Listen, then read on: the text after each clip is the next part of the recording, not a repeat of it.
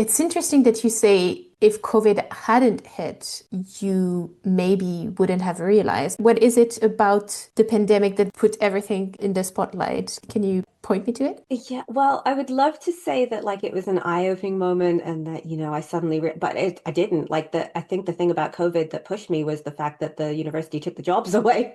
And so it was Ah, like, you're yeah. gonna have to Yeah. find something different. And I could have kind of scrambled around the country looking for places that were still hiring, but I had two small children. My husband was really settled in his job. We'd bought a house. I was like, you know what? I know the expectation in academia is that you pick up and you move everything to chase the job down, but I'm not doing that. I'm quite Mm, comfortable here. This is where I want to be. And so I think something has to change. I can't keep doing this. And I think it's really important to understand that because when you're in one of those toxic academic work cultures, it's really hard to see outside of it. You don't realize mm, how damaging it is. It feels normal when you're on the inside. yeah. Yes. And it also feels like you don't really have other options in your career, that like that is the Yes. single path that is open to you.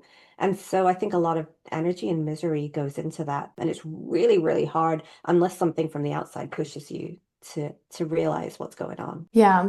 I think this is really important what you're saying. So it's not just that overwork and these kind of publish or perish or these kind of things are ingrained in academia, but beyond that, there are really places that are more toxic, even more Yeah. toxic. And I agree with you, it's very hard for people in that space to realize. And it's a bit the frog in water, it kind of the boiling kind of starts slowly going up and you Yeah. don't realize it until it gets very, very bad. And I've had like several friends report these kind of things of it started with a small thing and then another and then another and then it accumulates and you don't realize until it's too late.